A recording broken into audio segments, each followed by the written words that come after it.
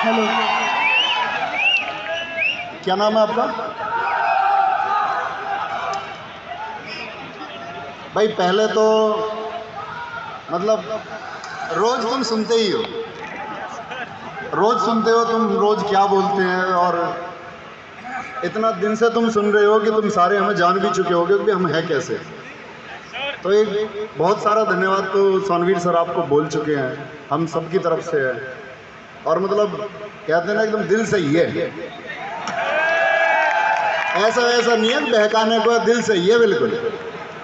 तो पहले तो देखो, सवाल का एंड भी तुम कुछ पढ़ते हो और सवाल का तुम उत्तर नहीं बता पा रहे हो कि भाई आप जो लोग पढ़ा रहे, चाहे मैथ हो, रीजनिंग हो, हिंदी हो, तो मैं आप सब लोगों से क्वेश्चन करता हूँ, जो लोग मुझसे हिंदी पढ़ रहे होंगे या ममतेज सर से हिंदी पढ़ रहे होंगे, और फिर बात आती है दिल की, कि जिसने दिल से हिंदी पढ़ी हो तो वो एक हाथ उठा दो कि वो क्वेश्चन ना बना पाया हो। सुना नहीं तुमने? तो ये कुछ तो ऐसे है, ये सोचो कि हाथ उठाने की बात है तो हाथ उठाना ही है, और एक तो हंस के हाथ उठा रहा है। अरे फिर से तो सुनो, मैं ये कह रहा हूं, ऐसा एक कोई हाथ उठाओ जो ये बोले कि मैंने दिल से हिंदी पढ़ी है और मैं सवाल नहीं बना पाता। ऐसा संभव ही नहीं है। अगर तुमने दिल से पढ़ी है तो वो हाथ उठाओ जो ये मादा रखते हैं कि मैं 37 में से 37 करके आऊंगा।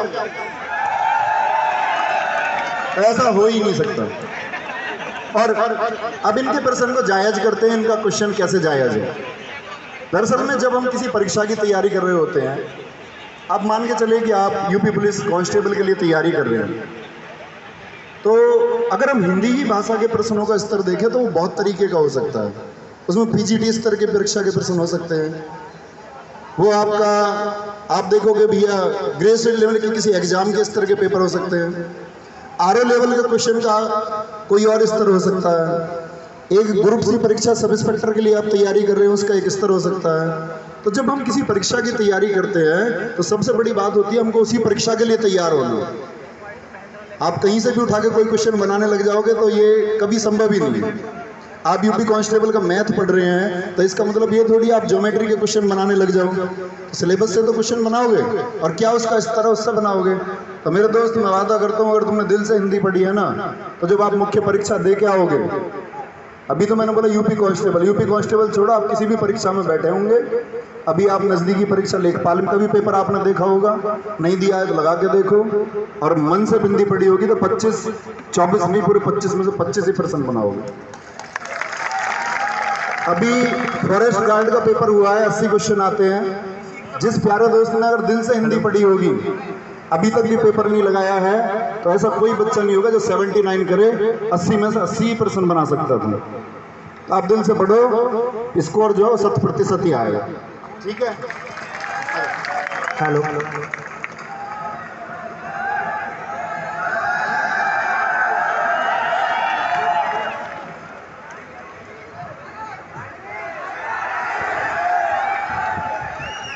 भाई देखो, दरअसल में मैं शायद हर क्लास में ही आपसे बोलता हूँ और बहुत ज़रूरी भी है। अच्छा एक बात बताओ कि ऐसे कितने लोग जानते हैं कि मैं एक मोटिवेशन के खिलाफ हूँ, कि बच्चों को एक थोड़ी सी डोज दी जाती है मोटिवेशन की, इसके खिलाफ हूँ मैं। ऐसा कितने बच्चे जानते हैं? जानते हो तुम इस बात को? फिर तुम मुझसे सुनना चाह रहे हो कुछ ऐसा, थोड़ा फीका हो जाएगा, इंतजार करो। एक शायरी सुनाए, मोहब्बत की शायरी।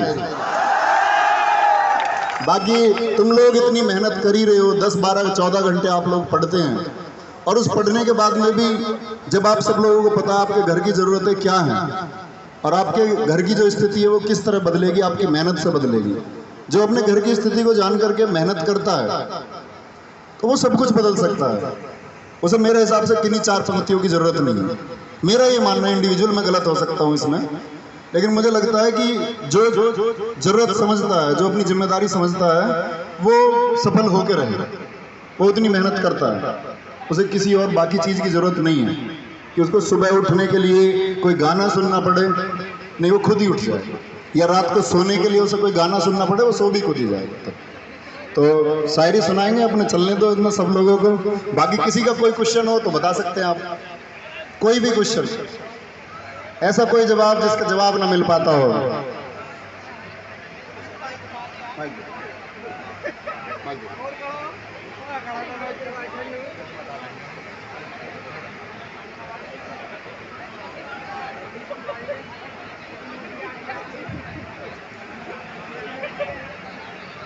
यहीं से बता दो।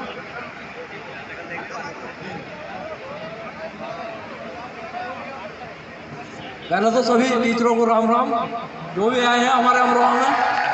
और सर, नवीन सर का मैं इतना बड़ा फैन हूँ, बस दिल से।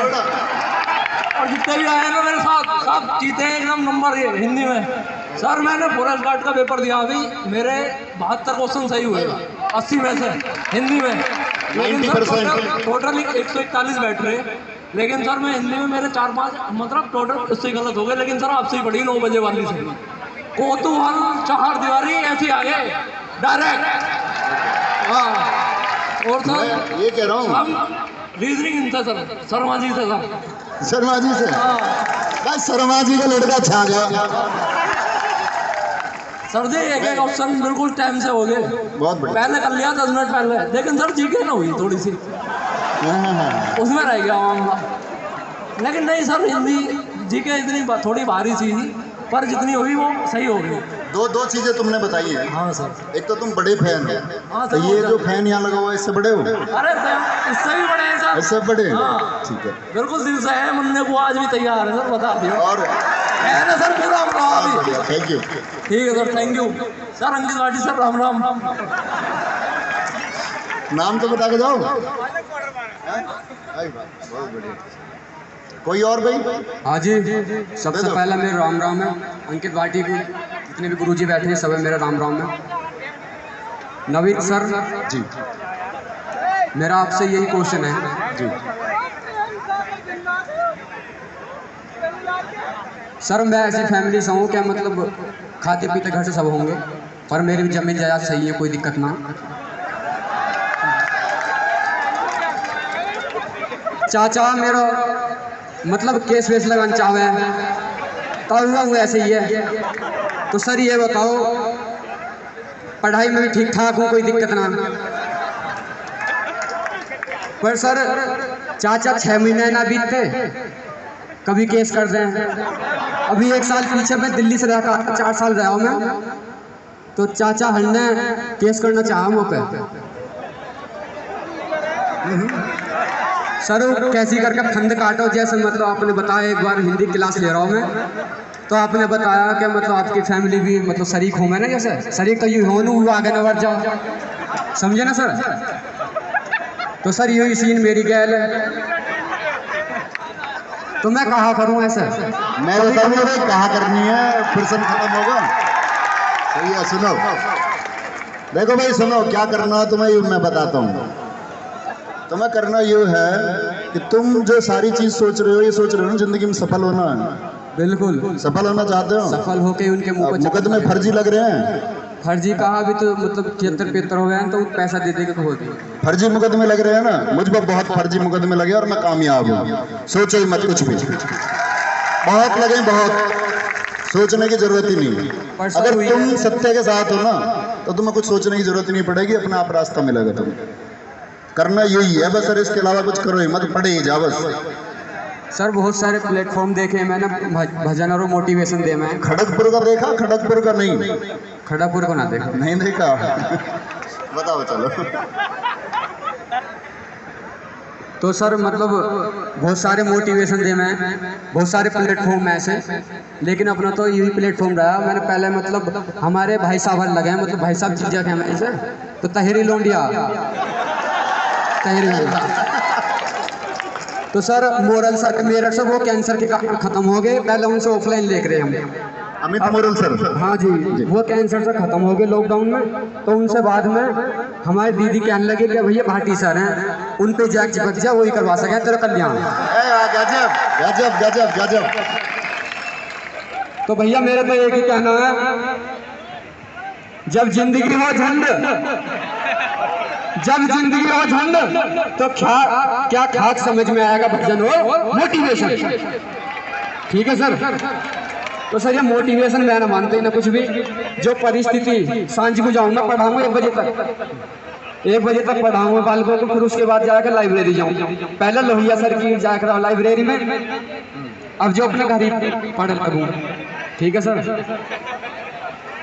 तो सर देख लो, आपसे जुड़े रहूंगा, बाकी वर्दी वर्दी मिल जाएगी सर, तमन्ना खाकी की है। खाकी मिलेगी भाई, ठीक है सर। हमारा वादा ये है कि भाई अगर सबसे पहले कुछ मिलेगा और सबसे ज्यादा कुछ मिलेगा तो वो खाकी मिलेगी जी। नहीं।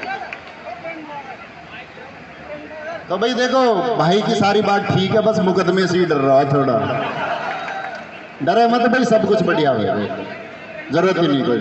आप मेहनत करो, बहुत अच्छे से मेहनत करो, सब अच्छा होगा। और है भाई कोई? ठीक है सर, आ जाओ। बच्चों का किसी का और कोई सवाल?